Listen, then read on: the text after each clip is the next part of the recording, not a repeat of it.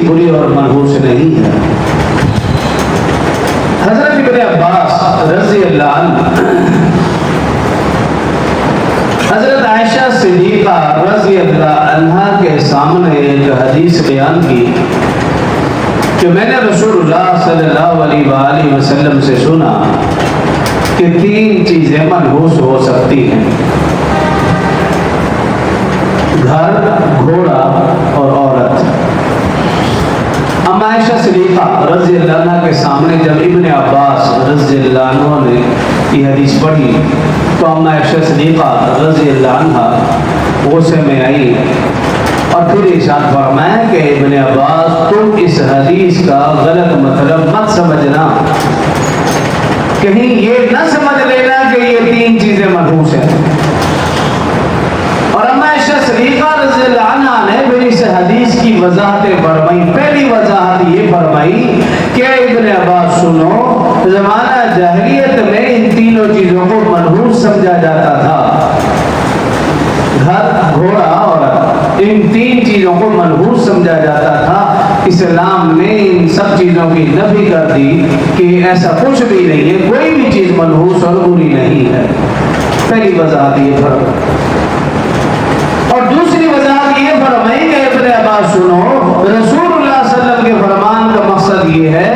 کہ اگر نحوست ہوتی تو ان 3 چیزوں میں ہوتی، ان 3 چیزوں میں بھی نہیں ہے۔ اور تیسری وضاحت یہ فرمائی اما عائشہ صدیقہ رضی اللہ عنہا نے کہ ابن عباس سنو، رسول اللہ صلی اللہ علیہ وسلم کے فرمان کا مقصد یہ ہے کہ وہ عورت منحوس ہو سکتی ہے جو عورت اپنے شوہر کی نافرمان ہو، جو عورت اپنے شوہر کے لیے بنتی سنورتی نہ ہو بلکہ غیروں کے لیے بنتی سنورتی ہو، وہ عورت منحوس ہو سکتی ہے، بلکہ وہ عورت دیوس ہے، یعنی بغیر۔ اور اسی طرح فرمایا وہ گھر منحوس ہو سکتا ہے جو گھر تنگ ہو، آب و ہوا نہ آتی ہو، اذان کی آواز نہ آتی ہو، جس کے گھر میں رہنے والے ناپاک رہتے ہوں، جس گھر میں رہنے والے نماز نہ پڑھتے ہوں، قرآن نہ پڑھتے ہوں، فرمایا وہ گھر منحوس ہو سکتا ہے۔ یہ رسول اللہ صلی اللہ علیہ وسلم کے فرمان کا مقصد ہے۔ بلکہ اس حدیث میں تو یوں رسول اللہ صلی اللہ علیہ وسلم نے فرمایا جس گھر میں قرآن کی تلاوت نہ ہوتی ہے وہ ویرانے کی طرح، وہ قبرستان کی طرح ہے۔ اور اسی طرح فرمایا کہ وہ گھوڑا منحوس ہو سکتا ہے جو انتہائی قیمتی ہو لیکن انسان کی خدمت کے لیے کام نہ آتا ہو۔ گھوڑا انسان کی خدمت کے لیے ہے کہ گھوڑا انسان کی خدمت کرے، انسان اس کی پیٹھ پر سوار ہو، اس پر سامان لا دے، اس کو کام میں لائے۔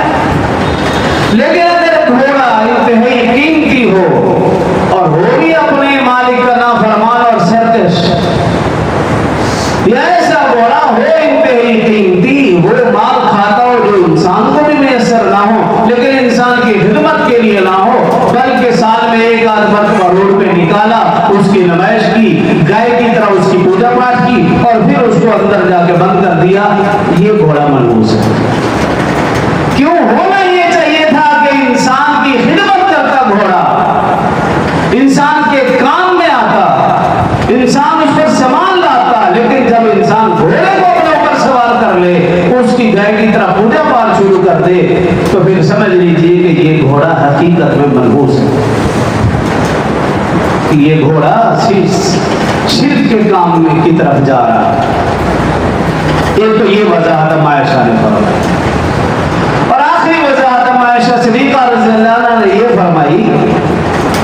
کہ اگر کوئی عورت تمہیں شک میں ڈال دے، اگر کسی عورت کے متعلق یعنی بیوی کے متعلق تم شک میں پڑ جاؤ کہ یہ بدکار ہے، اس کو سمجھاؤ بجھاؤ، اگر سمجھ آ جائے تو ٹھیک ہے، اگر اپنی بد کرداری سے باز آ جائے تو درست، اور اگر وہ سمجھ میں نہیں اس کو آ رہا، ٹھیک نہیں ہو رہی، تو پھر اس کو علیحدہ کر دو۔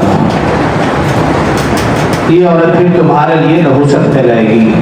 لڑائی جھگڑے کا باعث بنے گی۔ گی، تمہارے لیے فتنہ و فساد کا باعث بنے گی، پھر ایسا نہ ہو کہ معاملہ قتل و غارت تک پہنچ جائے اور پھر تم اس کی وجہ سے جیل میں پہنچو، جیسے کہ آج کل حالات ہو رہے ہیں کہ اللہ نے تمہارے ذمے ایک عورت دی ہے، کوشش کیجئے کہ وہ صحیح سمت چلے، اگر وہ صحیح سمت نہیں چل رہی، غلط راستے کی طرف جا رہی ہے، تو پھر اس سے علیحدگی اختیار کر لو، اس کو سیدھا کرنے کی کوشش مت کرنا۔ ایک حدیث کا مفہوم یہ ہے کہ یہ ٹیڑھی پسلی کی پیداوار ہے، تو آپ سیدھا کرو گے تو وہ ٹوٹ جائے گی۔ تو اس کے ایک اچھے طریقے کے ساتھ یہ ہے کہ سمجھا بوجھا کیا جائے، اور پھر بھی وہ صحیح راستے پہ نہیں آ رہی تو پھر علیحدگی اختیار کر لی جائے، اس کو طلاق دے دی جائے۔ نہ یہ کہ ظلم پہ اتر آنا، قتل و غارت کرنا، یہ چیز بالکل شریعت میں درست نہیں۔ تو فرمایا کہ اگر عورت شک میں ڈال دے الگ کر لو، اسی طرح اگر کوئی گھر تمہیں شک میں ڈال دے، بعضوں کا دیکھا جاتا ہے نا، بعض لوگ کہہ رہے ہیں کہ جب سے میں نے یہ گھر خریدا ہے، جب سے ہم اس گھر میں آئے ہیں، ہمیں بیماری نہیں جا رہی، کاروبار بھی ٹھیک ہو رہا، فلاں مسئلہ ہے۔ اگر اس طرح کا معاملہ شک میں پڑ چکا ہے تو پھر ایسے گھر کو سیل کر دو، عقیدہ خراب نہ کرے۔ اگر خدا نہ خواستہ اس گھر کی وجہ سے عقیدہ خراب ہو گیا،